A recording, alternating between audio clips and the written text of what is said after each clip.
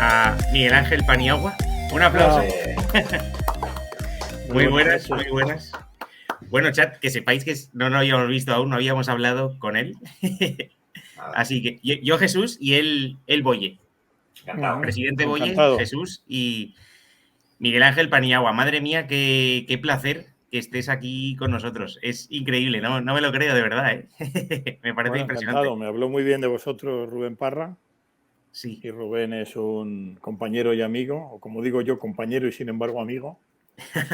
Y aquí estamos. Tengo una horita más o menos antes de que me llamen de la COPE. Vale. Así que encantado. Perfecto, sí. Rubén también un buen pieza, ¿eh? Aquí, madre mía, nos lo pasamos bien con él, ¿eh? Muy, muy, muy Muy bien. buen chaval. Sí, nos soltó aquí, madre mía. Yo le Bueno, quiero un montón. vamos, nos lo pasamos muy bien con él. Voy a poner aquí arriba al profe Paniagua, de protagonista, claro. Y nos Tampoco pongo yo hacía abajo, falta, pero claro que bueno. sí, claro que sí, sí. A ver, es que nos apetecía un montón que estuvieras aquí, porque nos lo pidió mucho el chat también. Y es que realmente es un poco una vida, estábamos hablando lo Boye y yo antes y decimos, es que podría ser una vida un poco película, ¿eh? Porque yo creo que sí, porque, a ver, es el pionero realmente en el mundo, bueno, conexión baloncesto NBA, ¿no? Con Europa, un poco así, ¿no? Sí, bueno, tuvimos el privilegio, ¿no? Porque yo lo considero siempre un privilegio de estar en el meollo de la cuestión en una época en la que se sabía muy poco del baloncesto NBA en España, en Europa en general, y no digamos en Estados Unidos lo poquísimo que se sabía de Europa. Y bueno, ahí uno puso su granito de arena para conectar los dos puentes. ¿Y cómo llegaste allí, a Estados Unidos, y cómo surgió la posibilidad, ¿no? De trabajar para... Sí, bueno, cuando yo acabé la carrera, me surgió la posibilidad de hacer un posgrado en Estados Unidos y allí contactaron conmigo en realidad para hacer scouting en la propia universidad y a alguien le debió gustar mucho, hablaron con Jerry Colangelo, que entonces estaba de General Manager en los Phoenix Suns, y me dijeron si me interesaría hacer un poco de ojeador europeo. En esa época, estamos hablando de mediados de los 80, solamente había dos equipos interesados realmente en Europa, que eran Phoenix y Portland. Y primero fui ojeador de uno y luego de otro. O sea que en ese sentido, pues asistimos también a un bautizo en todos los aspectos, ¿no? De conexión entre el baloncesto NBA y Europa. Claro, eso, visto con la perspectiva ya de casi 40 años, parece ciencia ficción, ¿no? Pero es verdad que no había, salvo dos equipos que tenían interés, yo creo que además visionarios los dos, sobre el baloncesto europeo y lo que podría aportar en el futuro. El resto, entonces había 23 franquicias, no 30. Las otras 21 no consideraban Europa como nosotros podemos considerar Marte, ¿no? Claro. Una especie de planeta lejano donde sí se jugaba una cosa llamada baloncesto, pero que no tenía nada que ver con ellos. Sí. No, es que es eso, ¿no? O sea, y se tomaban en serio un poco Claro, tú cuando te lo propusieron, ¿notabas que realmente iban o sea, a apostar por esa gente europea, o era un Sí. poco así como para, no Tanto en sé, Phoenix como... como en Portland, sí.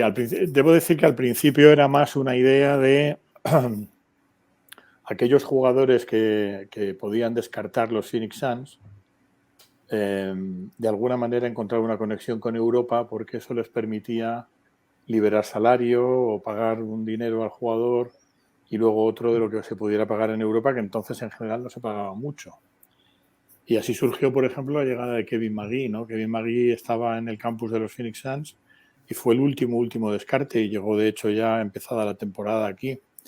Y luego ya eso fue evolucionando en la medida en que yo les iba diciendo que había jugadores muy interesantes en Europa, en categoría juvenil, que también un poco en el aspecto geopolítico, que el telón de acero caería, porque cuando existía el telón de acero no se podía concebir la posibilidad de que hubiera traspaso de jugadores entre Europa y la NBA.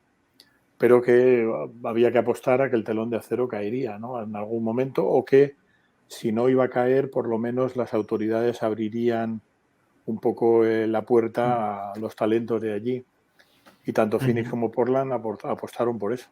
Claro, Y yo tuve la suerte de pasar primero por una franquicia y luego por otra.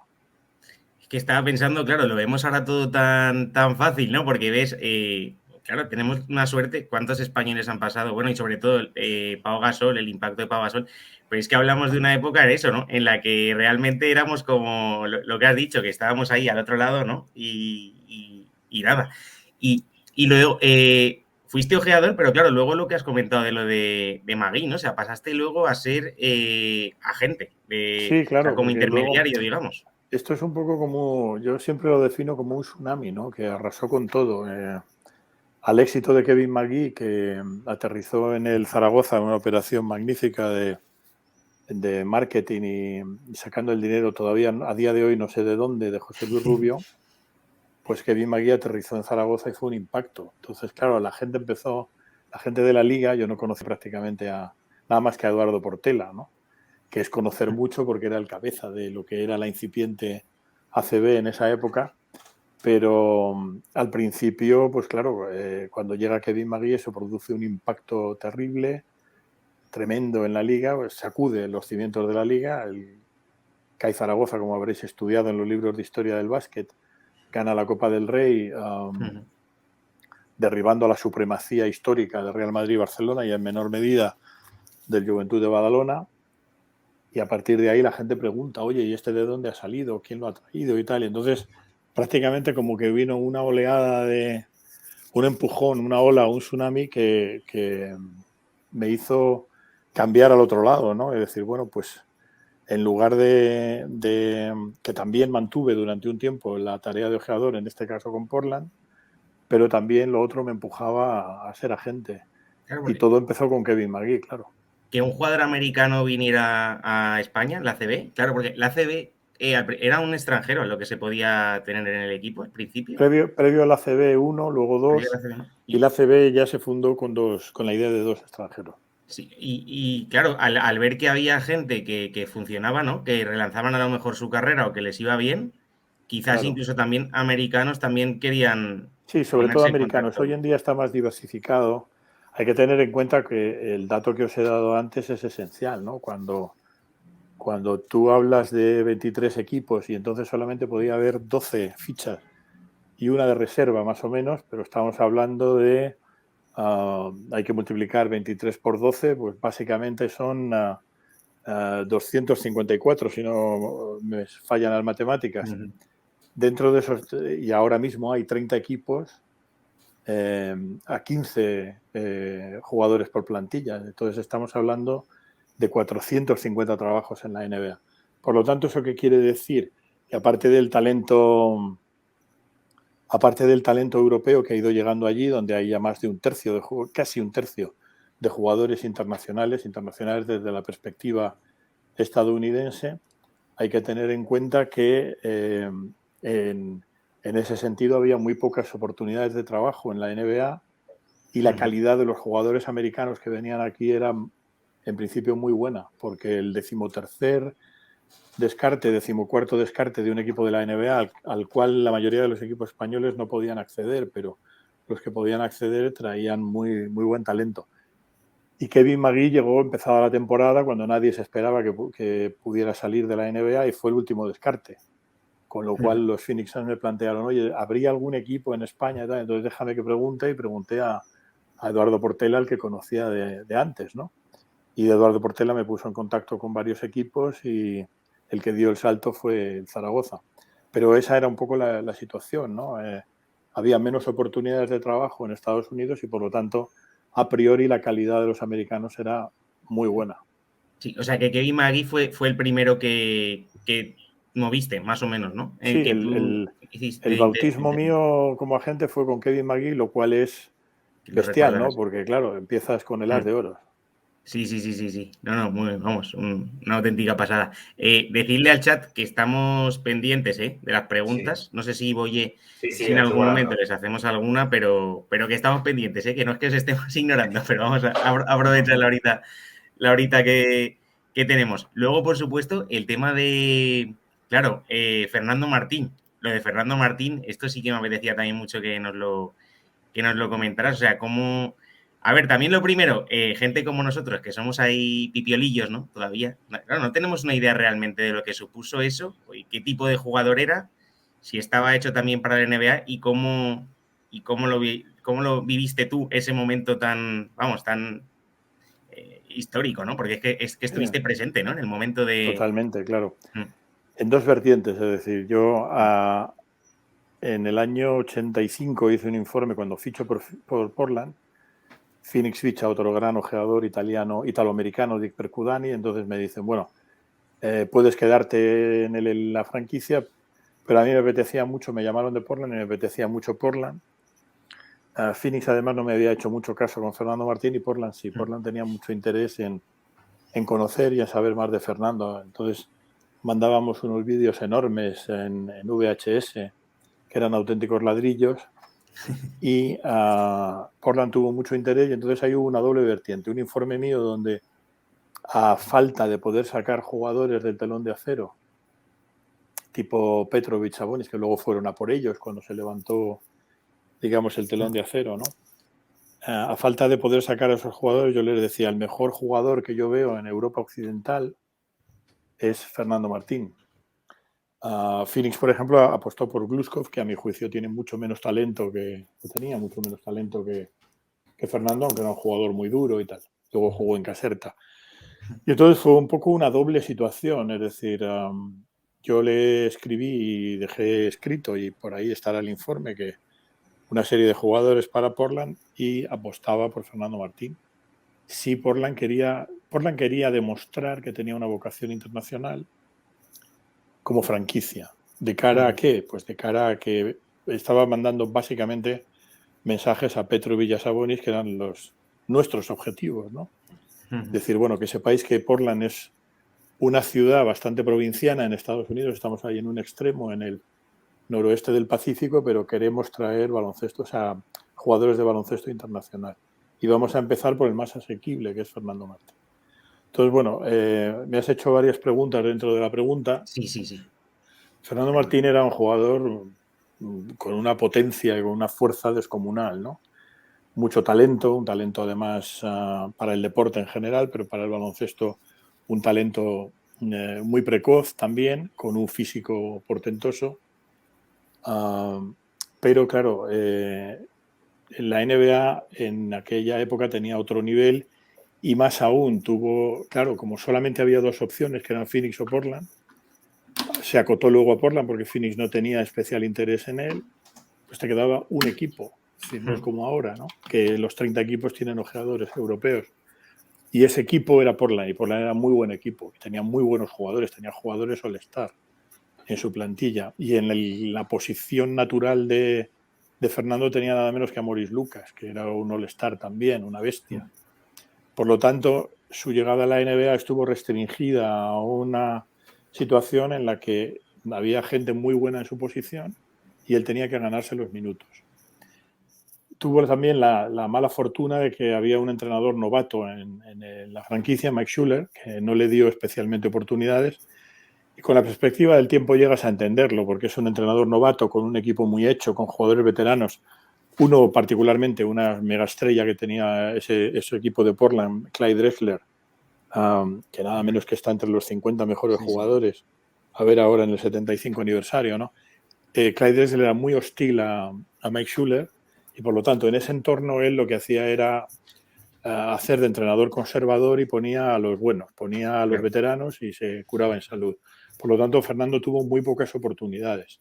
Si Fernando hubiera caído en un equipo malo, probablemente hubiera jugado mucho, hubiera jugado bien y hubiera tenido una carrera larga, no sé si fructífera, pero desde luego más larga en la NBA, pero tuvo la mala fortuna de caer en el único equipo de los dos que estaba interesado en Europa que estaba interesado en él, ¿no?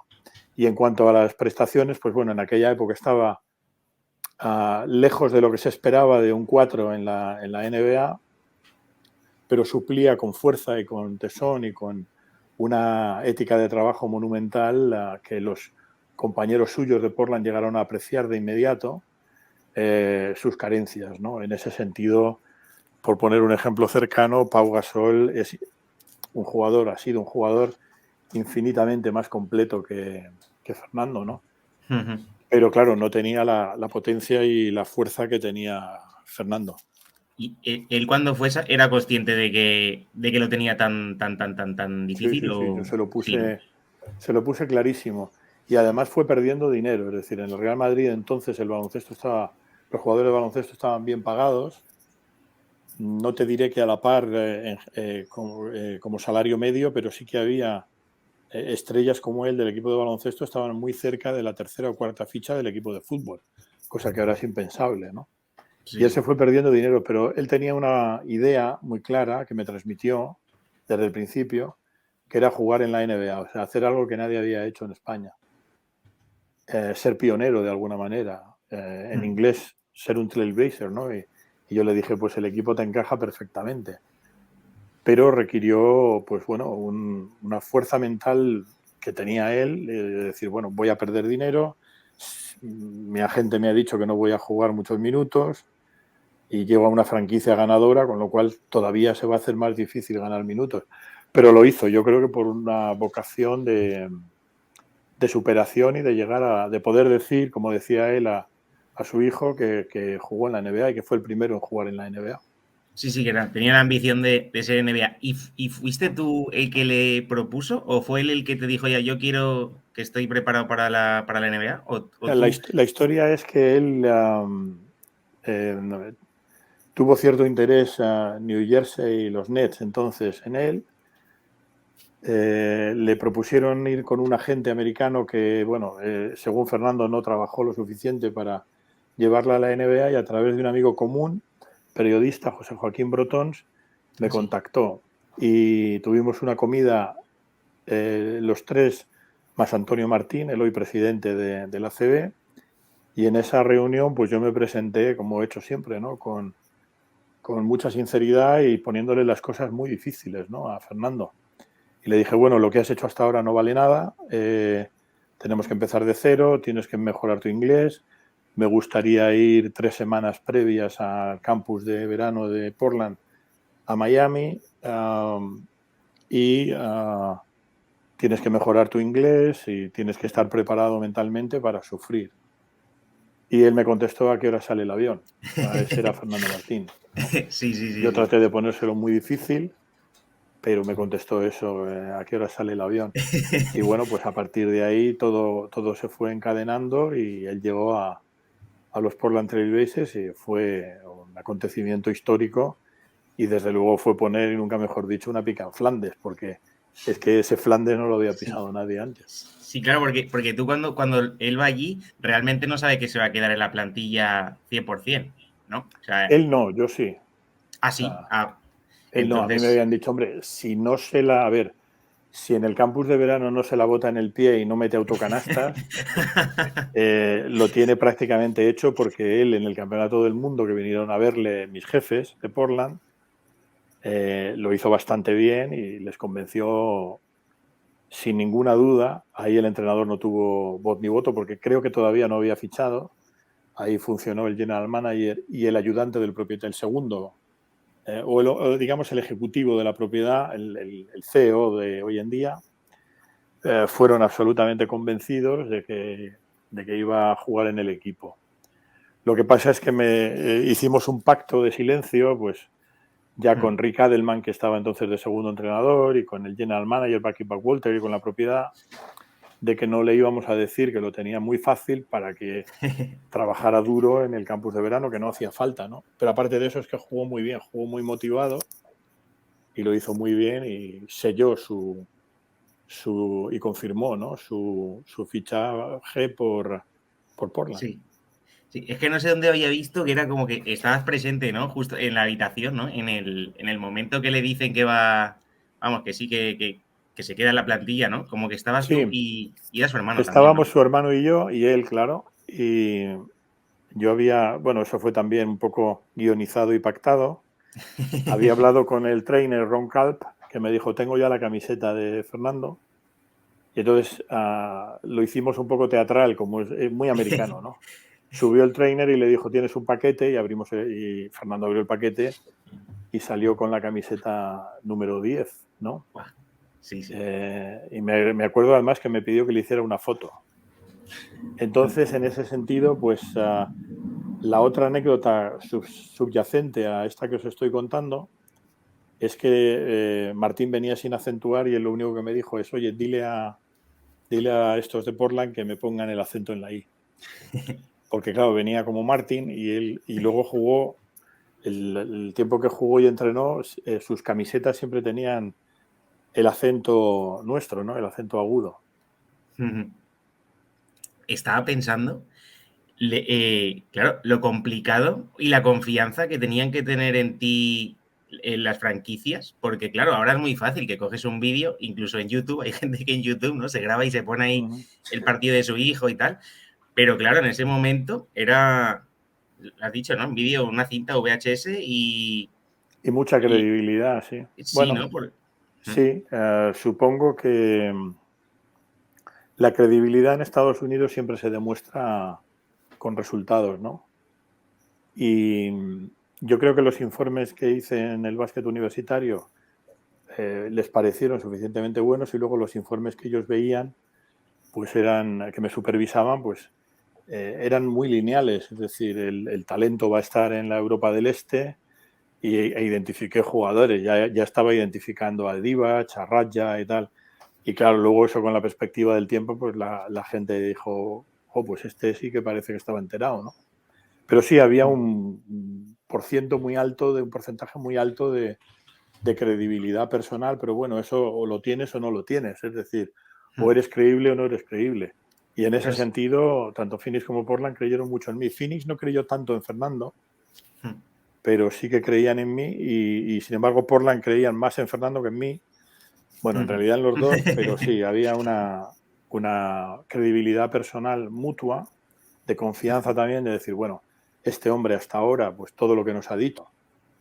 También hay que tener en cuenta que, por ejemplo, tanto Portland como Phoenix mandaron a su guardia pretoriana al Mundial de España 86, que es cuando ya se confirma el fichaje de Fernando, y ahí jugaban selecciones del Este, y vieron que todos los jugadores, incluso los jóvenes que yo les estaba comentando de la antigua Yugoslavia, jugaron muy bien, ¿no? Con lo cual, pues decían, bueno, pues parece que este tío por lo menos sabe ver baloncesto o sabe evaluar jugadores, ¿no?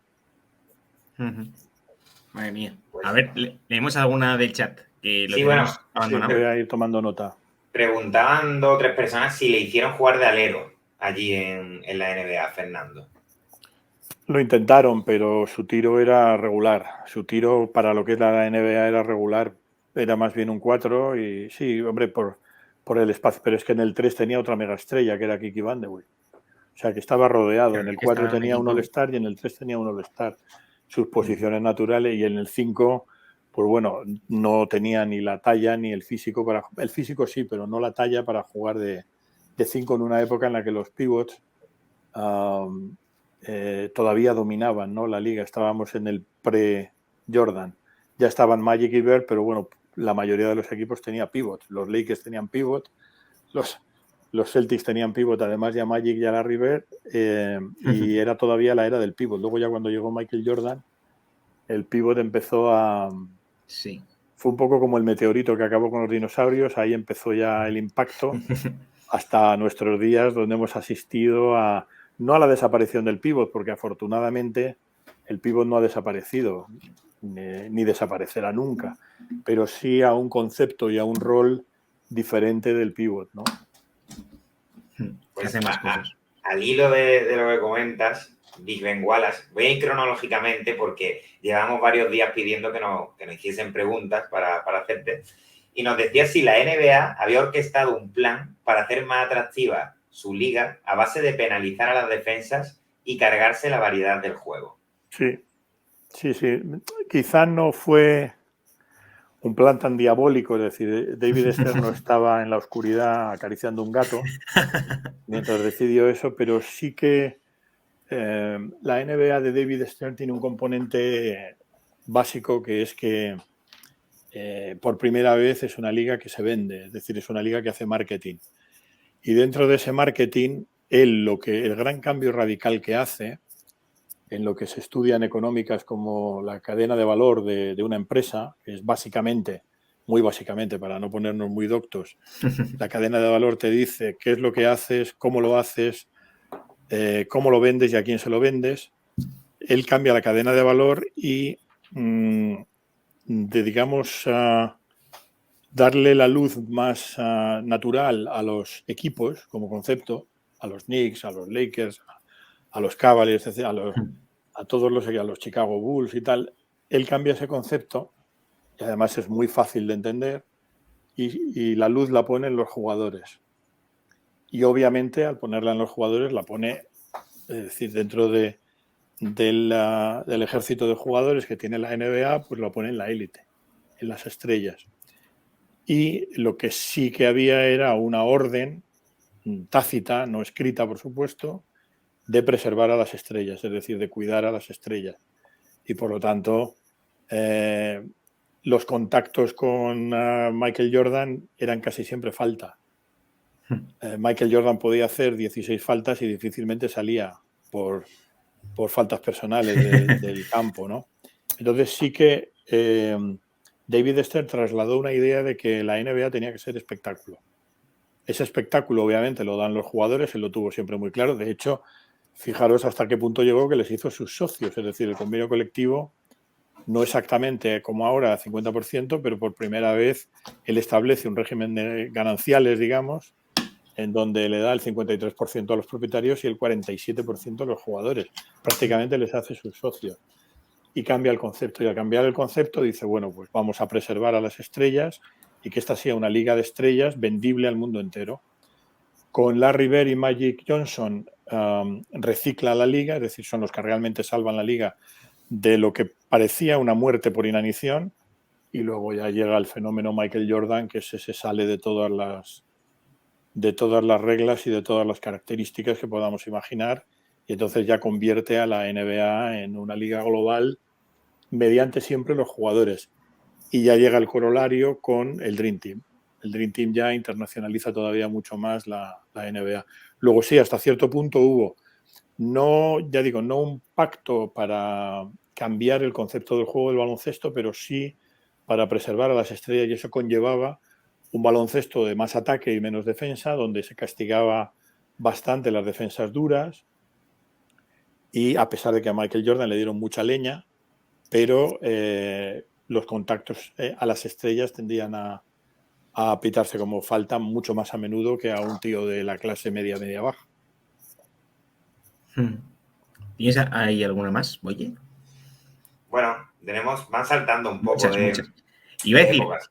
O sea, que tiene un poco de guión también, lo de la NBA, entonces, ahí que siempre tira un poco hacia... Sí, hombre, no es una peli, no es la WWE, que es hasta la Wrestling Federation esta, que es hasta todo guionizado, pero sí tiene un punto de guión en cuanto a preservar a las estrellas, pero hasta cierto punto luego eso lo ha copiado todo el mundo, ¿no? Es decir, la LFP, la Liga de Fútbol Profesional Española, por ejemplo, a pesar de sus muchos defectos que los tiene, también tiene muchas virtudes, tengo que decir, sin llegar al paroxismo de la NBA, también en la época que ha tenido a Messi y a Cristiano, ha vendido bien ese producto, ¿no? Y Messi y Cristiano no recibían ni mucho menos las patadas que recibía Maradona. Si habéis podido ver vídeos de esa época, o Pelé, que le iban a cazarle literalmente, ¿no? Ahora se preserva mucho más, los árbitros cuidan más el juego, y al cuidar más el juego se cuida a los mejores jugadores, claro, por ósmosis. Sí. Proteges, o sea, defiendes ahí tu producto, ¿no? Un poco, ¿qué es eso? Para natural. Más atractivo, es que tiene todo el sentido del mundo, la verdad que sí. Pues si quieres, seguimos un poco el camino que llevábamos, ¿eh? Volvemos al tema de cuando representabas. Tenías, o sea, había mucha competencia en cuanto a, por ejemplo, si tú tenías un jugador o... A ver si me explico bien. O sea, ¿había mucha competencia a la hora de mover a los jugadores? O sea, de llevarse a lo mejor alguna comisión por llevar a algún jugador, o había ahí mucha gente metida en el tema de intermediación, o sea, entre Europa y América. Siempre ha habido buhoneros, ¿no? Y salteadores de caminos en esta profesión. Pero en Estados Unidos eso es muy lineal, afortunadamente, ¿no? cosa que en el resto del mundo no lo es tanto. Y lo poquito que he tocado el fútbol ya ni te cuento. En Estados Unidos cada jugador tiene un agente.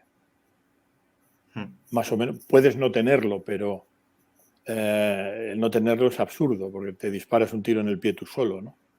Luego ya hay agentes y agentes. Por ejemplo, un jugador de los Seattle Supersonics, al que yo conocí mucho a través de Josh Carl, Sean Kemp, su agente era el que tenía la gasolinera de enfrente de su casa.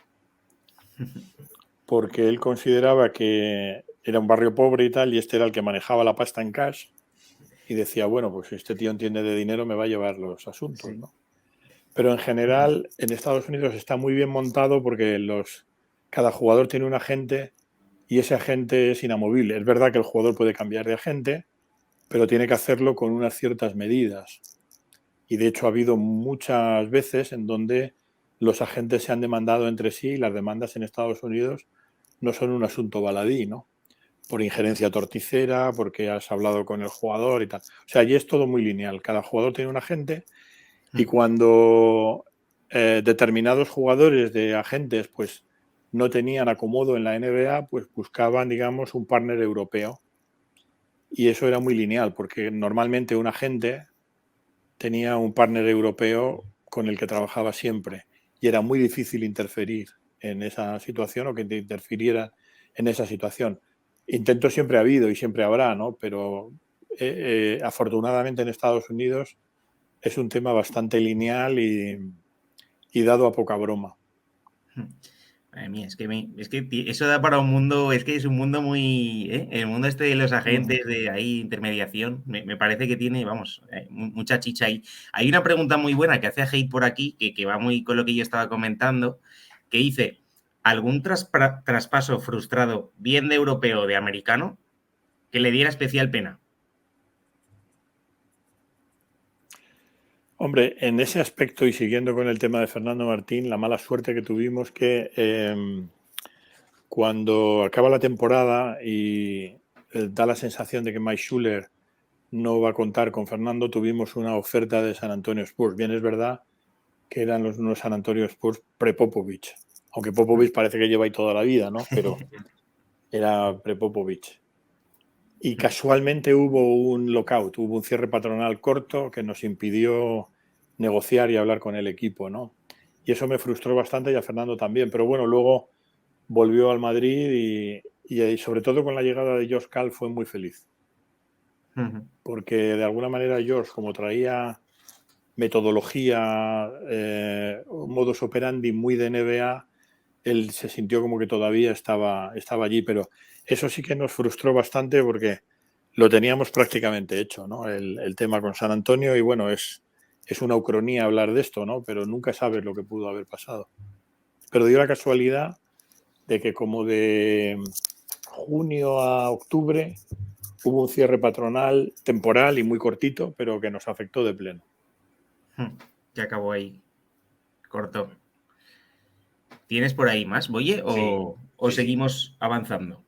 Te leo algunas si quieres. Mira, nos preguntaban qué países fuera de Estados Unidos fueron los primeros que dieron la NBA en televisión.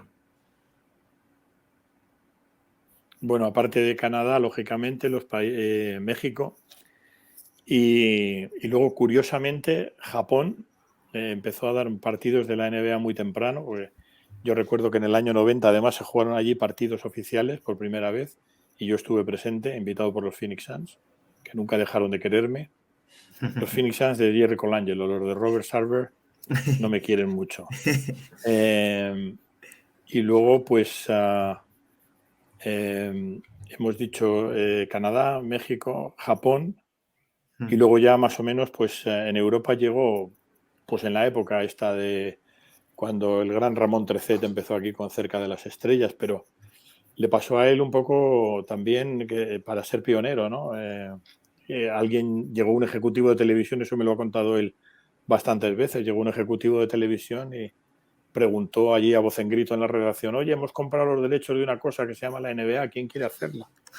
Y Ramón levantó la mano, pero fue así, ¿no?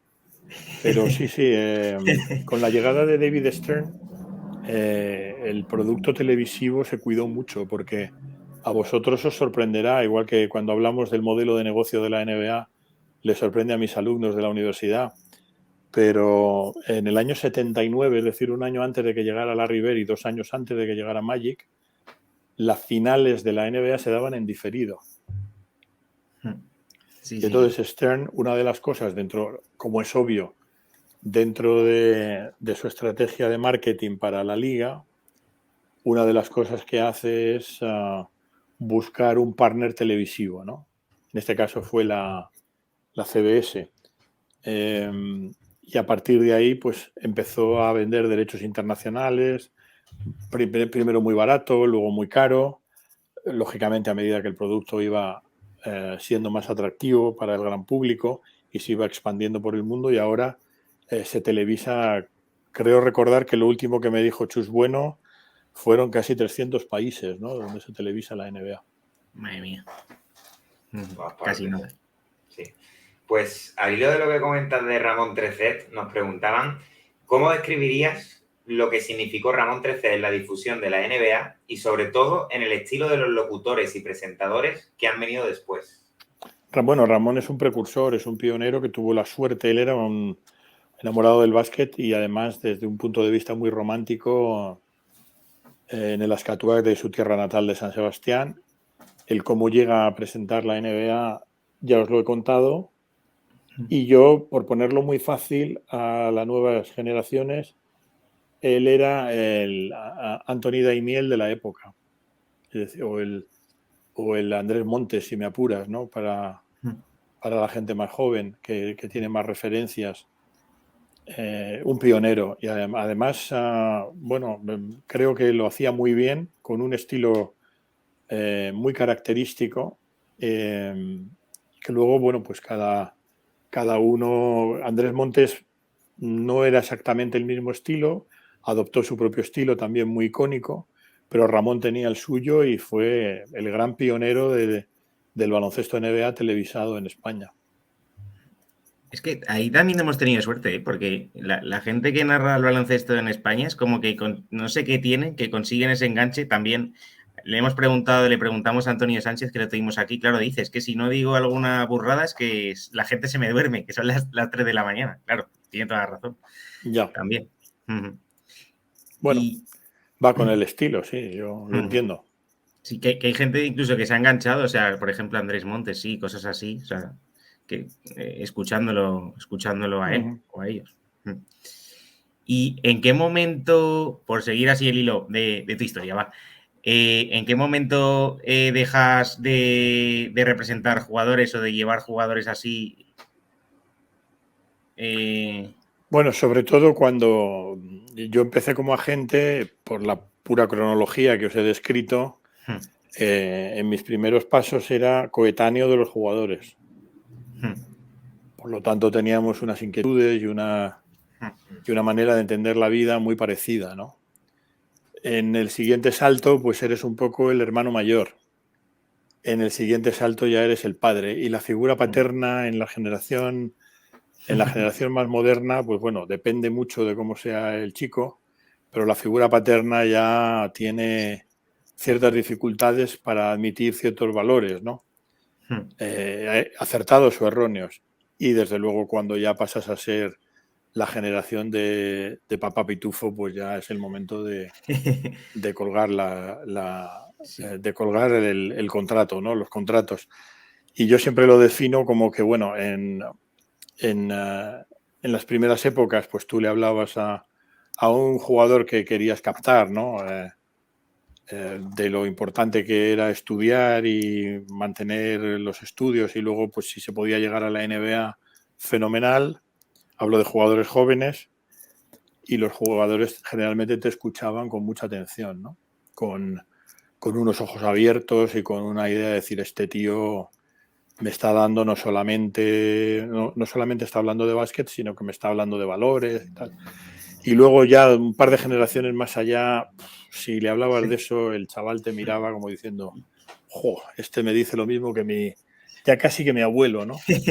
Y desde luego, cuando venían otros agentes a decir, porque yo te puedo llevar a la NBA enseguida y tal, pues enseguida te anulaban el el discurso y luego también pues porque el tema de las agencias de representación nunca ha estado regulado ni en el fútbol ni en el baloncesto y cada vez se hacía más difícil porque si le unes el salto generacional al hecho de que no hay regulación o hay muy poca regulación, pues al final dices, pues mira, voy a ir por otros derroteros sin dejar el básquet y tal, pero el periodismo deportivo siempre me ha apasionado, es parte de mi profesión y luego la docencia también, pues no nos ha ido mal y es el momento de, antes de quedarte con 0 clientes y que hablen mal de ti, pues decir, bueno, te vas, digamos, en un cierto pico de éxito y dejándolo por tus propios medios, ¿no? ¿Y el hijo más descarriado, se puede decir? El que estaba más descarriado por ahí. En cuanto a... De los representados, has dicho que a partir de una cierta edad ya pues te dicen que... No, bueno, pero es que no estoy dibujando, no estoy haciendo el dibujo de un jugador, estoy haciendo el dibujo vale. de una generación que ha cambiado y es lógico, es decir, en los años, a principios de los 90 y tal, el objetivo era tener en cuenta que desde que Fernando llega a la NBA hasta que llega Pau Gasol pasan 15 años. Que dicho así, dices, bueno, pues sí, ha habido, tú lo has dicho, ¿no? Ha habido y hay muchos jugadores españoles en la NBA, pero entre Fernando y Pau Gasol pasan 15 años. En esos 15 años, que es, digamos, donde yo estoy ejerciendo también como agente, que no va ninguno a la NBA, no le podías decir a ningún jugador prospecto que podías conseguir llevarle a la NBA porque ni siquiera ya, claro. se computaba esa idea, ¿no? Podía haber alguno que estaría más cerca y tal, pero no podías venderle. Y ahora en el siglo XXI solamente le puedes vender a un jugador muy bueno, estoy hablando, que su destino es la NBA, porque además realmente puede serlo, ¿no? Porque ahora hay 30 equipos, presumiblemente va a haber 32 pronto, a 15 trabajos, estamos hablando de 450 trabajos y posiblemente le podamos sumar 30 más, ¿no? Entonces, con 480 trabajos, más de 105 o 106 jugadores internacionales creo que hay en las últimas cifras, pues es evidente que hay muchas posibilidades de que un muy buen jugador llegue a la NBA. Muy buen jugador español, me refiero, joven, llegue a la NBA. En mi época no se podía decir. En esos 15 años que hay de salto, no se podía decir porque no había nadie ni con las características de Fernando ni con las características de Pau. Era una época de transición y ahí sí que la gente estaba motivada, pues cuando le decías, oye, pues los estudios, pero también el llegar a la CB, porque puedes llegar a un buen equipo, puedes ser un buen jugador, vamos a trabajar. Y te escuchaban. Luego ya en el siguiente salto, en el nuevo milenio, los jugadores legítimamente aspiran a la NBA y no puedes ir con un discurso anacrónico o atávico, ¿no? Sí que sigues ligado, ¿no? Al mundo, porque es que yo te escucho mucho en la radio y sí que te preguntan a veces, o sea, como que sí que mantienes las relaciones con mucha Sí, gente ahí en totalmente. Estados Unidos.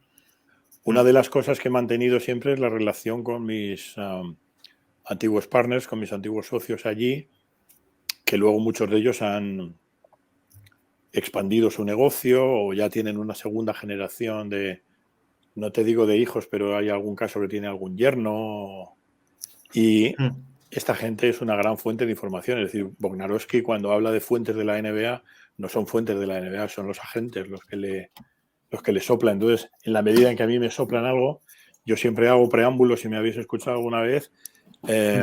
Cuando me preguntaron por la retirada de Pau, yo siempre digo, bueno, yo no me informo por España, pero en Estados Unidos me decía la agencia de representación que ha llevado durante mucho tiempo a Pau allí, que su idea era retirarse. Por lo tanto, eso en ese aspecto y luego en otros muchos más aspectos, por ejemplo, el cambio de Kawhi Leonard, que lo lleva uno de mis socios de toda la vida, pues anunciamos su cambio de Toronto a una de las dos franquicias de Los Ángeles y yo aposté por Clippers porque me lo había soplado su agente. O sea que sí mantienes esa relación y ahora me sirve más como información, pero de la información que doy me cayó 2/3, ¿eh?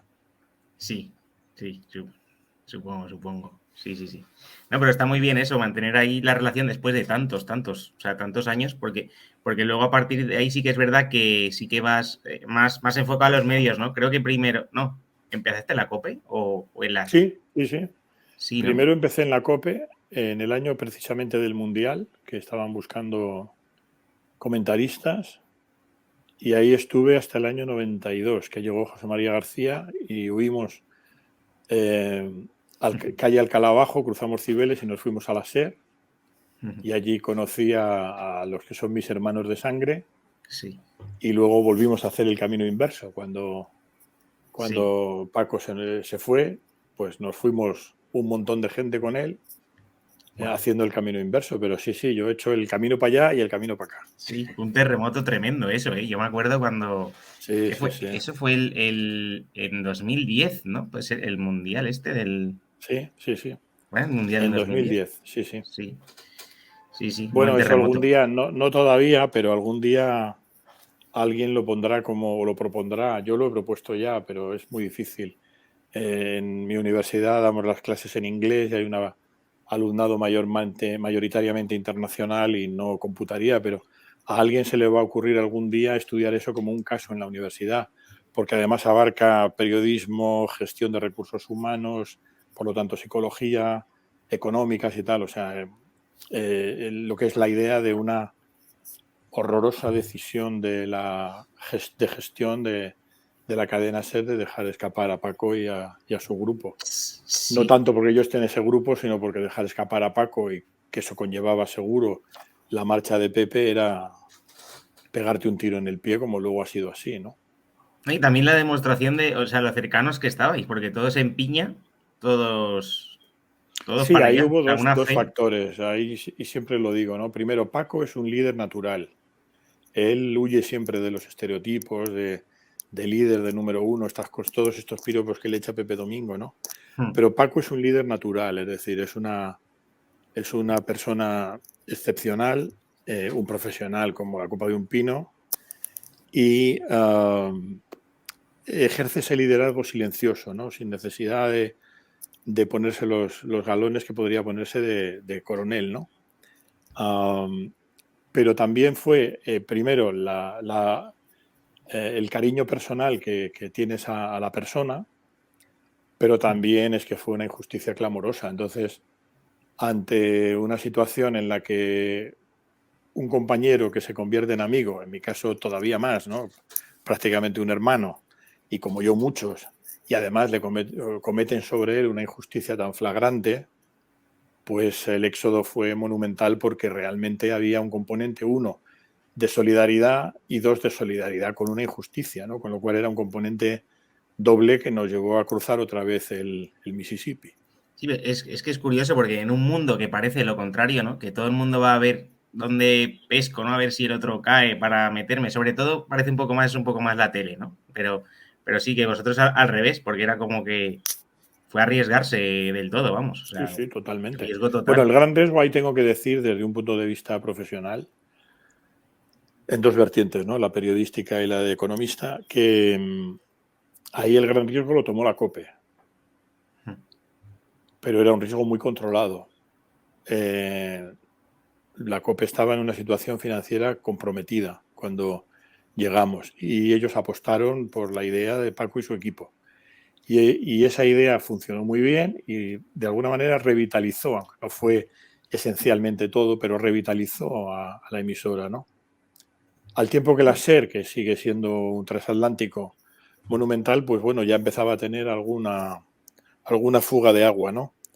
Y en ese sentido, pues bueno, particularmente en deportes, yo creo que en general el sorpaso no se producirá nunca, pero en deportes el sorpaso está más que demostrado, ¿no? Y eso es mucho mérito de Paco y su equipo, pero también es de mérito de los que tomaron la decisión en la SER. Es decir, a la COPE le dejaron el balón en el punto de penalti y con el portero en el lateral derecho, con lo cual tenía más de media portería para disparar, ¿no? Bueno, ¿Querías contar algo, oye? no, hay muchísimas preguntas Es que del es chat, eso. Me sabe pero fatal. Me sabe claro, fatal porque estoy aquí, pero sí. hay muchas, pero bueno, yo creo que no, el chat no se entiende. Yo tenía una pregunta y cuando supimos que ibas a venir, es la primera que pensé y te la tengo que hacer. A mí me gusta muchísimo el ajedrez, juego mucho al ajedrez y hace ya bastante tiempo vi un vídeo en el que salías con Divis de Chess24 y comentabas muchos aspectos del ajedrez como relacionándolos con el baloncesto y me llamó mucho la atención porque comentabas como que cualquier jugador que juega al ajedrez puede mejorar incluso su juego en cuanto a posicionamiento, en cuanto a, sobre todo, ideas, ¿no? Capacidad de tener otras ideas en la cancha. No sé, me gustaría un poco que comentases eso. Sí, bueno, yo soy un gran aficionado al ajedrez desde muy niño. Me enseñó mi padre, que en paz descanse. Tengo un elo bastante alto, un poquito superior a 2000, que parece que es mucho, pero si conocéis el ajedrez como me consta, la diferencia que hay entre mi elo y el de los profesionales es como la tercera división de la Federación Española de Fútbol y la Liga de Fútbol Profesional, ¿no? Pero sí es verdad que, bueno, me considero un jugador aceptable de ajedrez, que no juega tanto como debería porque estoy muy liado, pero me considero un buen jugador de ajedrez amateur. Tengo mucho contacto con el mundo del ajedrez, particularmente amistad personal con el Divis y con su equipo, particularmente con el niño Antón. Y entonces hablamos mucho de muchas cosas, ¿no? Cuando nos juntamos de vez en cuando a cenar. Y tanto él como yo sí establecemos un paralelismo en lo que es las tácticas, la preparación. O sea, hay muchos aspectos en donde todo converge, ¿no? El ajedrez, como tú sabes bien, es pues mucho de concentración, mucho de conocer a tu rival. Es decir, eso es, en baloncesto lo llamamos scouting porque usamos un anglicismo. Concentración, pues bueno, casi siempre se aplica a defensa. Estrategia, que esa la pone el entrenador y la ejecutan los jugadores. O sea, hay elementos muy claros que unen el ajedrez no solamente con el baloncesto, sino con el deporte en general. Y yo siempre recuerdo, en cuanto al uso multidisciplinar de las tácticas, que el legendario Milan de Arrigo Sacchi, de tantas victorias y de tanto sufrimiento al Real Madrid de la quinta del buitre, el propio Sacchi reconoció que iba a haber entrenamientos del Olimpia Milán, que entonces dirigía Dan Peterson, con una legendaria también, no menos legendaria, zona presionante en medio campo.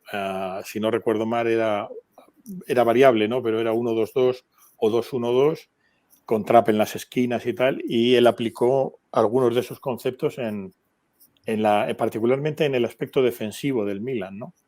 Con lo cual, sí, o sea, la versatilidad multidisciplinar está ahí. Yo creo que el ajedrez es un poco la columna vertebral de muchas estrategias y de muchas cosas. Y, por ejemplo, el Divis y yo siempre estamos en la idea de fomentar el uso del ajedrez en las escuelas, y me ha costado alguna discusión con pedagogos y con gente de educación, pero a mí me gustaría que fuera como en Rusia, ¿no? Una asignatura, quizá no curricular, pero sí una asignatura como hay otras, ¿no? No me voy a meter con nadie, pero a mí me parece que para los niños el ajedrez sería una maravilla, porque te da una perspectiva maravillosa pues eso, de toma de decisiones, estrategia, concentración, conocer a tu rival, ser amistoso con tu rival, tanto en la victoria como en la derrota. O sea, inculca una serie de valores que cuanto más abajo lo llevas, pues muchas más posibilidades tienes de crear buenos ciudadanos, ¿no? Y aparte de eso, buenos jugadores de ajedrez, que siempre viene bien. Yo eso lo he propuesto en mi colegio porque soy maestro de primaria, pero de momento no ha llegado a nada. Pero lo he propuesto porque a los niños de mi colegio por lo menos les flipa el ajedrez. Como cuando acaban la tarea, ¿puedo jugar al ajedrez? Y yo, sí, juega al ajedrez, genial. Y se les nota muchísimo en la matemática. Espero que en mi espacio vital razonable yo pueda ver una amplia proliferación del ajedrez en las escuelas, y que es que las veces que he visitado primero la Unión Soviética y luego Rusia, es fascinante cómo allí los niños o hacen deporte o juegan, pero vamos, hagan el deporte que hagan, siempre llevan un tablerito de ajedrez, y eso es maravilloso para mí porque me parece un juego y un deporte, bueno, eso ya es más discutible, pero me parece un deporte maravilloso, y desde luego para los pequeños a mí me parecería un regalo el tenerlo como parte de la actividad curricular. Seguimos con... es que, claro, nos estamos quedando sin tiempo. Me sabe mal porque Bueno, el escucha, chat tenía un montón de preguntas. hasta que no suene el aparato, tenemos Vale.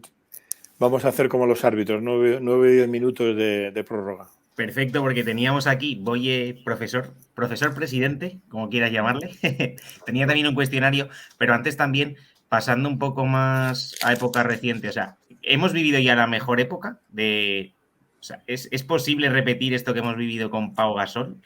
O sea, vamos a ver algo igual. Bueno, con Pau Gasol, con Ricky. Con Ricky, claro, toda A esta ver, gente que eso estaba. tiene, y con Marc, con toda una generación de ganadora desde el año 99 con el Campeonato Mundial Junior, ¿no? Bueno, aquí yo creo que hay que apelar al himno escocés que usan los de rugby, ¿no? Una de las estrofas dice, hijos de Escocia, ¿cuándo volveremos a ver otros como vosotros, ¿no?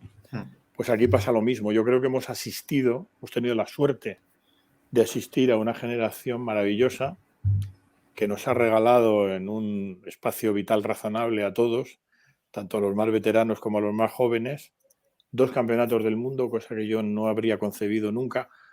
Uno quizá, pero 2 ya fue demasiado, demasiada alegría, demasiada emoción. Un montón de campeonatos de Europa y lo que queda, un montón de éxitos en los Juegos Olímpicos. Y yo creo que esa generación como tal, liderada por Pau, lógicamente, pero todo ese núcleo generacional va a tardar años en volver a repetirse. En buena lógica.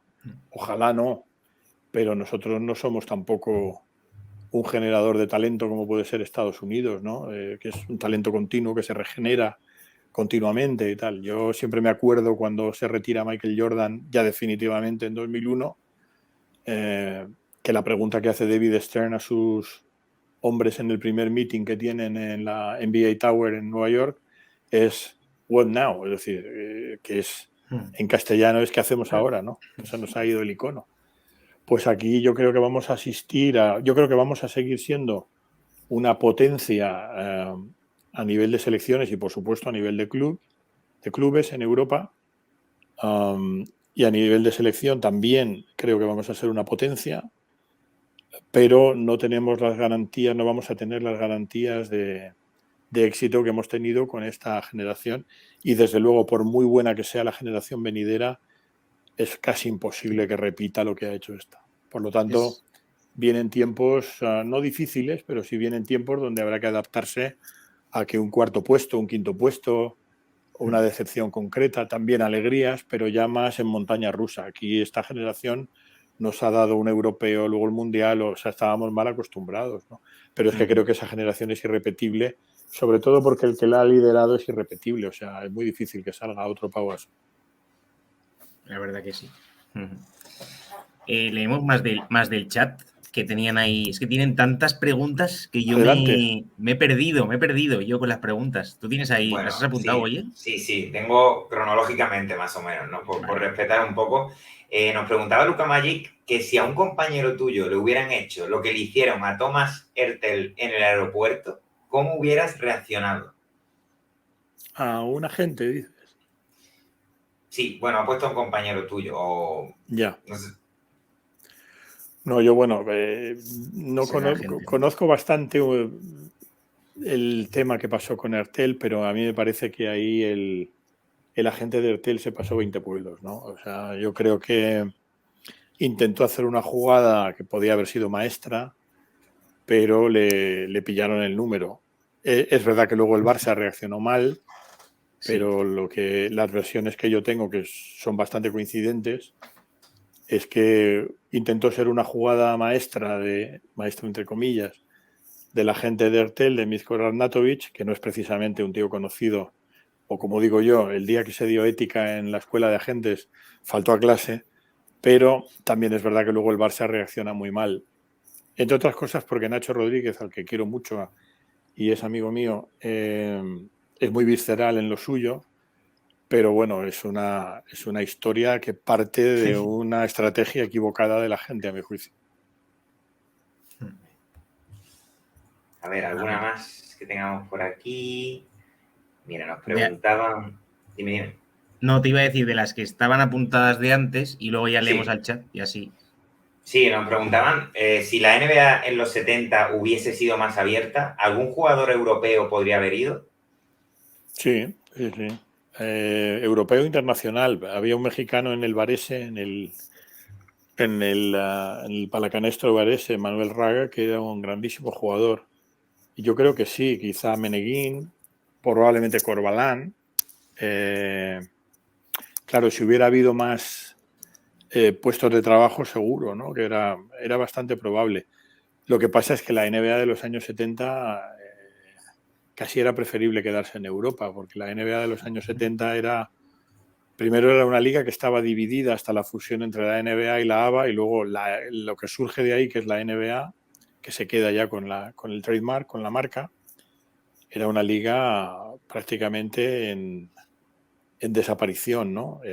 Canchas vacías porque se producía esa disfunción sigue presente, ¿no? Pero la disfunción en los años 70 entre la NBA y el público era evidente porque el público era básicamente de raza blanca y los jugadores eran de raza negra y no había control de ningún tipo y los jugadores incluso en el look eran absolutamente opuestos a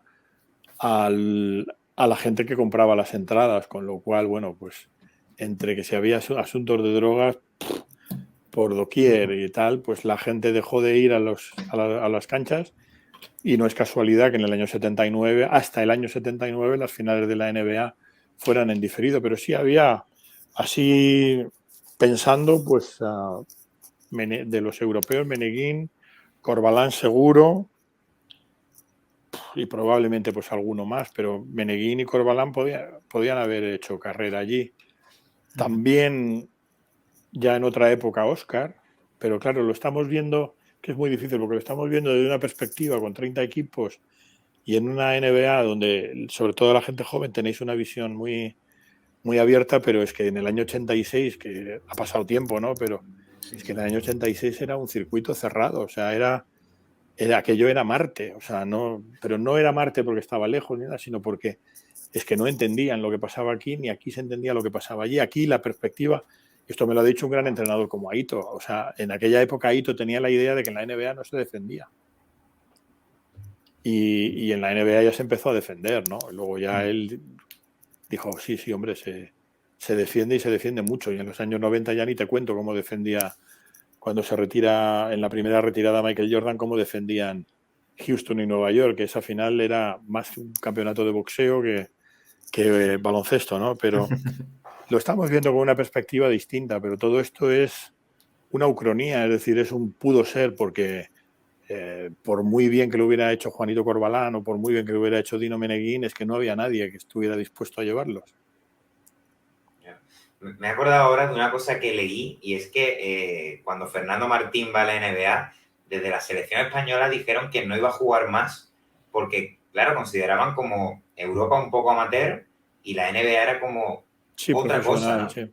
Bueno, ahí había la trampa de que las ligas europeas, entre ellas la española, claro, estaban adscritas a la FIBA, que era, en sus siglas es Federación Internacional de Baloncesto Amateur, sus siglas originales. Los Juegos Olímpicos se nutrían de supuestos amateurs y entonces los profesionales de la NBA, que eran profesionales, eran incompatibles con el amateurismo, ¿no? Era un amateurismo irreal porque Fernando ganaba más dinero en el Real Madrid que muchos jugadores de la NBA, ¿no? Y muchísimos jugadores en Italia también. Y en España.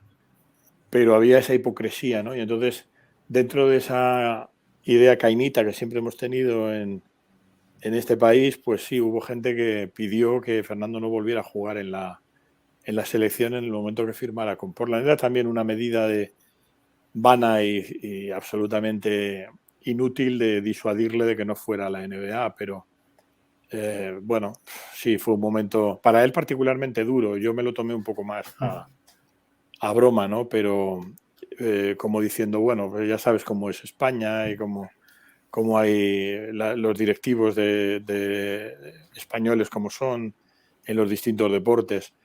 pero en lugar de ser un orgullo nacional, pues sí, las primeras noticias que llegaban era en el momento que firme Fernando no podrá jugar en la selección y había gente que eso lo celebraba. Dice, como amenaza, pues bueno, ¿no? También.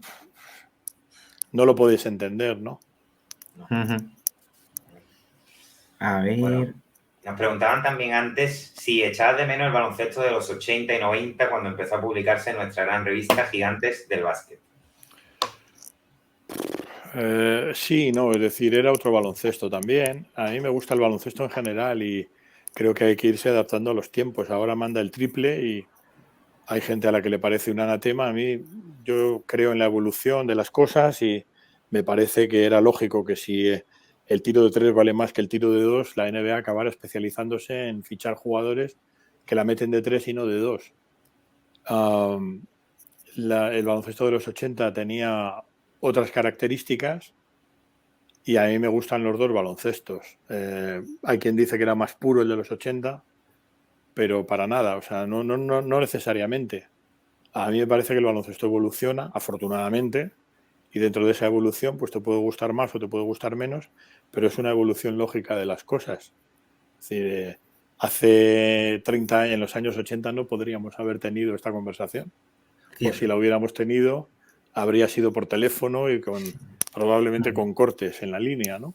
Sin embargo, aquí estamos. O sea, todo evoluciona y evoluciona para bien. Hoy he dado una clase con alumnos que estaban en Singapur, en Estados Unidos, en Costa Rica, en Ecuador y en Nueva Zelanda. O sea, conectados a través de Zoom Class. Bueno, ¿qué te gusta más? ¿La educación con el encerado, la tiza y el borrador o la educación de ahora? Bueno, pues es que todo evoluciona, ¿no? Aquella es más romántica si quieres, pero esta es maravillosa también. O sea, la idea de que tú puedas estar dando clase a un tío en Singapur es fascinante, ¿no? Y sobre todo hablando aquí. La suerte de haberlo vivido todo, ¿no? Porque nosotros, por desgracia, no podemos decir que hayamos visto partidos de aquella época. Pero cuando tengáis mi edad, podré a las nuevas generaciones, que vete tú a saber en qué están, ¿no?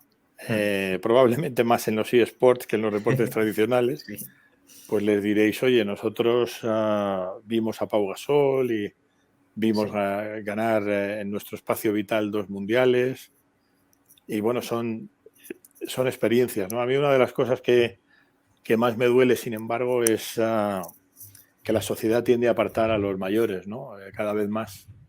Y eso me duele mucho porque, es decir, hoy se lo decía a los alumnos también, ¿no? El tío mayor que se ponga a hacer skateboard en la pista de skateboard de la universidad resulta patético, pero lo que sí podemos aportar los veteranos es una visión y una luz diferente o por lo menos la nuestra, ¿no? Aportar vivencias, aportar experiencias a las generaciones más jóvenes. Y eso, desgraciadamente, cada vez se está perdiendo más. Afortunadamente, no en mis campos, ni en el periodismo, ni en la docencia, pero sí se está perdiendo más y tenemos prejubilaciones ya a los 54 años en muchas empresas importantes de este país, cuando realmente los veteranos están a los 54, 55, 60 años en plenitud de facultades físicas y mentales y pueden aportar un montón de cosas, ¿no? Pero bueno, cada época tiene su historia, pero yo no soy especialmente nostálgico, es decir, ni me cuesta siempre mucho comparar, oye, Michael Jordan mejor que Magic,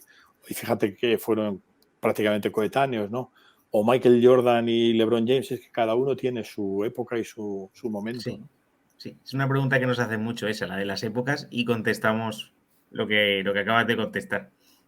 Claro, y nosotros además que no hemos vivido esa época, pues todavía menos, pero siempre decimos que intentamos evitar un poco la comparación porque al final son épocas distintas y es complicado, ¿no? Siempre te dicen, ¿mejor LeBron o Jordan? Pues no lo sé. En el campo es discutible, fuera del campo no hay color, es decir, lo que aporta Michael Jordan a la NBA y al baloncesto en general no lo aportará LeBron James ni en 5 vidas, ¿no? Es decir, el caso Michael Jordan-Nike se estudia en universidades como Harvard. El caso LeBron James no existe, o sea, y mira que LeBron James ha hecho cosas y hace cosas muy interesantes, ¿no? Tiene un programa educativo maravilloso y es un tío que aporta a la sociedad. pero ni siquiera un icono como Kobe. O sea, Michael Jordan está en otra galaxia en ese aspecto, porque su simbiosis con Nike, la creación del atleta deportista icono mundial, eso es irrepetible. O sea, no se puede repetir. Y por lo tanto Michael Jordan está en un cajón aparte. Luego, dentro de las 4 rayas del campo, podemos discutir de todo, ¿no? Si Michael Jordan, si LeBron James, si Kobe, si Magic Johnson o Larry Bird, o Bill Russell, o ya si te pones para atrás George Mikan, o de lo que pueda venir, si Luka Doncic va a revolucionar, o Giannis, el baloncesto, ¿no? Pero me temo que más Luka que Giannis a revolucionar el baloncesto NBA. Pero es que son épocas diferentes, ¿no?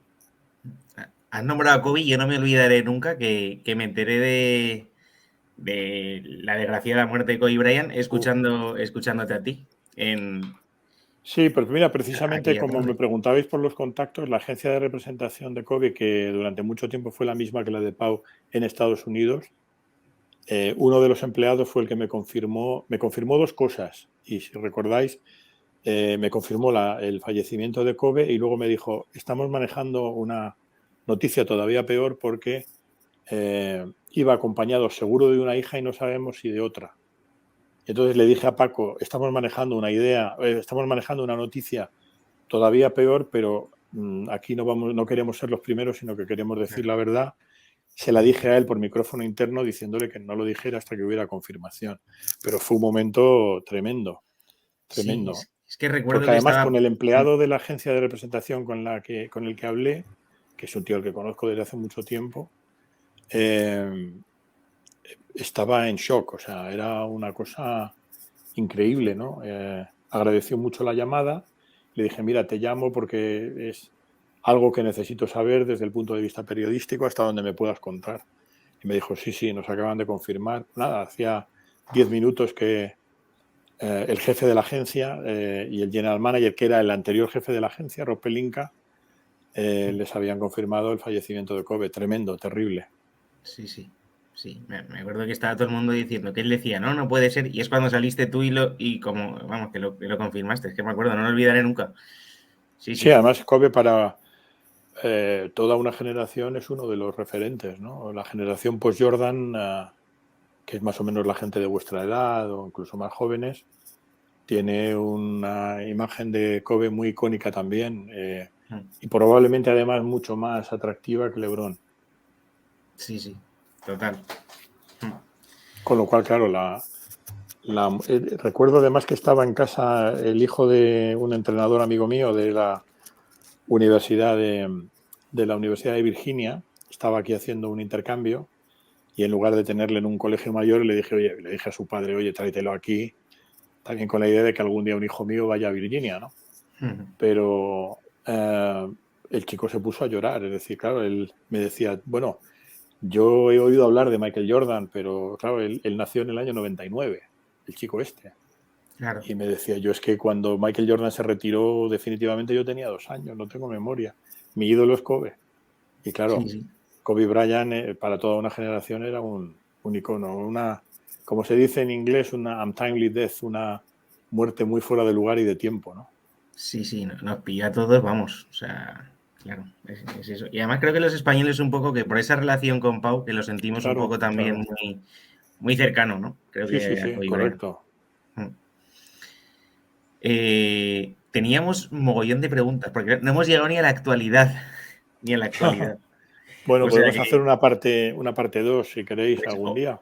ojalá, si no te importa y no... Dejamos como en las series, dejamos un cliffhanger Sí, y luego ya hacemos una parte sí. 2 algún día.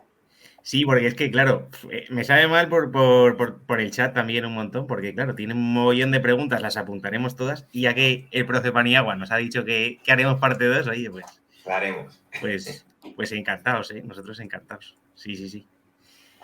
¿Ves? De hecho, Martín decía, tiene que venir otra vez. Hay 1000 preguntas para hacerle. Bueno, a ver si Hacemos es verdad. la que está de inmediato, vamos, o sea, el tema Irving, ¿qué pasa con Irving? ¿Crees que se va a vacunar o va a jugar? ¿Qué va a Yo pasar? diría que no, ¿eh? Yo creo que no. Creo que es es un tema que va más allá de la religión, de las creencias políticas, y eso además lo ha dejado muy claro él. Es un convencido de que la vacuna es mala, de que la vacuna es diabólica, de que la vacuna, bueno, pues tiene un microchip y todas estas historias, y es muy, ante un tío así es muy Es que es difícil, Irving, ¿no? ¿no? Es Irving. Entonces, yo creo que hace mucho daño a su equipo. Para mí su Sí. equipo es uno de los claros favoritos al título, si no el favorito. Y todo este tipo de distracciones, aunque le aparten del equipo y tal, a los clubes, a los equipos les hacen mucho daño, Sí. indirectamente. Es decir, aunque esté en su casa, pero el tumulto, la prensa, y mucho más la prensa de Nueva York, que aunque la prensa de Nueva York siempre pone el foco más en los Knicks que en los Nets, no deja de ser la prensa de Nueva York. Es una prensa muy agresiva, tiene un estilo muy español en ciertos aspectos, y van a estar dando la vara continuamente o hasta que se vacune. Mi gran esperanza es que se relajen las medidas porque la COVID vaya mejorando. Y si se relajan las medidas, pues bueno, él ya podrá jugar, pero yo creo que él es un convencido, igual que está convencido que en un momento determinado la Tierra es plana y te puedes caer al vacío,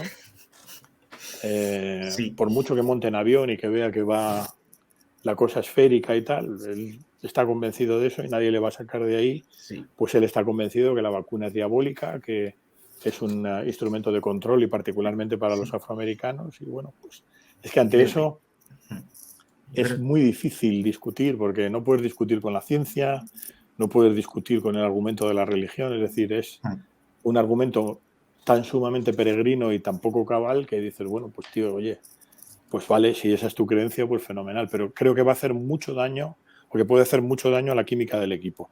Y si yo tuviera un poder de decisión en los Nets, me lo quitaba de en medio por mucho que costara, porque Joe Tsai, el propietario, tiene mucho dinero y yo haría un buyout y lo mandaría fuera, porque si no la distracción va a ser enorme. Y les puede costar el título a Brooklyn. Con buyout y todo, o sea, cortarlo y sí. Sí, puede ser una opción, claro, es que eso, que es una bomba de relojería ahora mismo. Totalmente. Sí. Ya en Boston apuntaba, ya tuvo también Dani Senabre, nuestro compañero, siempre cuenta algo que contó Brad Stevens, a su vez, que en una charla técnica le dice, muy bien, coach, pero yo lo que quería hablar es de el exterminio de los nativoamericanos. Sí.